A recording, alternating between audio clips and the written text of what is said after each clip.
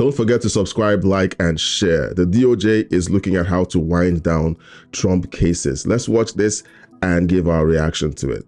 Yeah, Chris, it's not a surprise that these cases can't go forward when Donald Trump takes office. What's interesting here is that the DOJ is moving to end them even before he takes office, citing the long-standing DOJ policy that sitting presidents can't be prosecuted. And there was some thought that maybe Special Counsel Jack Smith... Well, the question is, have they ever prosecuted a former president? Because they're making it sound like this has been a long-standing tradition not to prosecute a sitting president. Fine, all right, but have they ever prosecuted a former president? Because they want to make it sound like, oh, this is a long-standing tradition. Okay, so have they ever prosecuted a former president? If they have not, then that also is a long-standing tradition which they broke. So I don't think they should make it sound like this altruistic thing, like, oh, we're doing the right thing, because that's what our department stands for.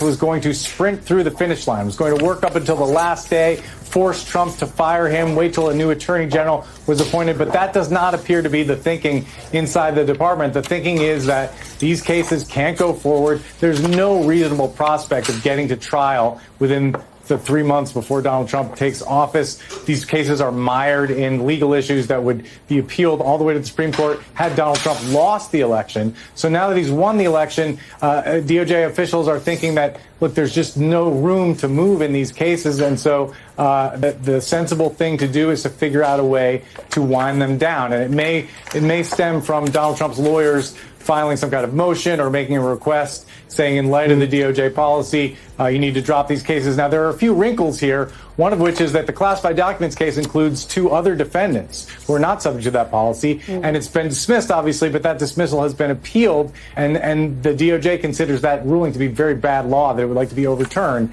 So that appeal may continue in some form. But the reality is that Donald Trump is not going to be a part of these cases. And what this means, I mean, we knew this, right? But just coming to grips with what this means intellectually is that Donald Trump is not likely to be held accountable on these very serious federal criminal charges that many people believe were worse than what Richard Nixon did or was accused of doing in Watergate. Now, there's no guarantee that Donald Trump would have been convicted at trial. Oh, my goodness. Many people believe. So please give us a list of the many people, and I'll guarantee you that they're all on the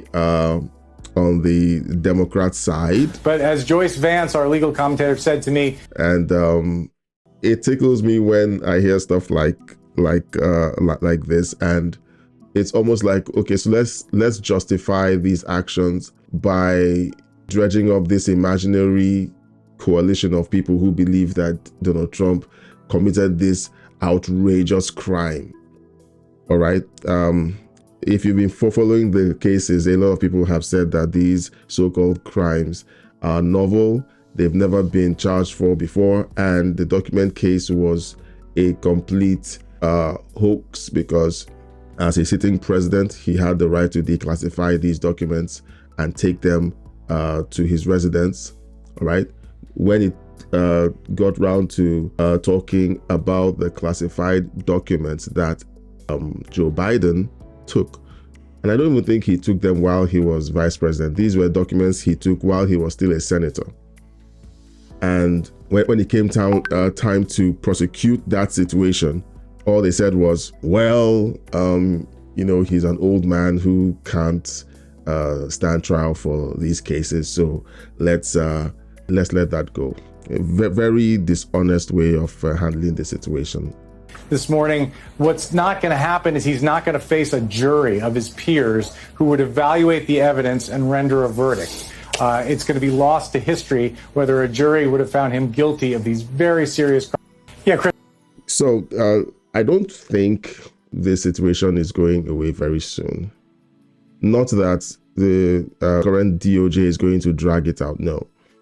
I think that at some point there has to be a reckoning to figure out what actually took place over the last 3 years with all the lawfare and everything else that followed against Donald Trump and against others who supported him, and even the January 6th situation. I think there has to be a reckoning, because if that is not dealt with, it's going to hang over America like a bad smell for a long time.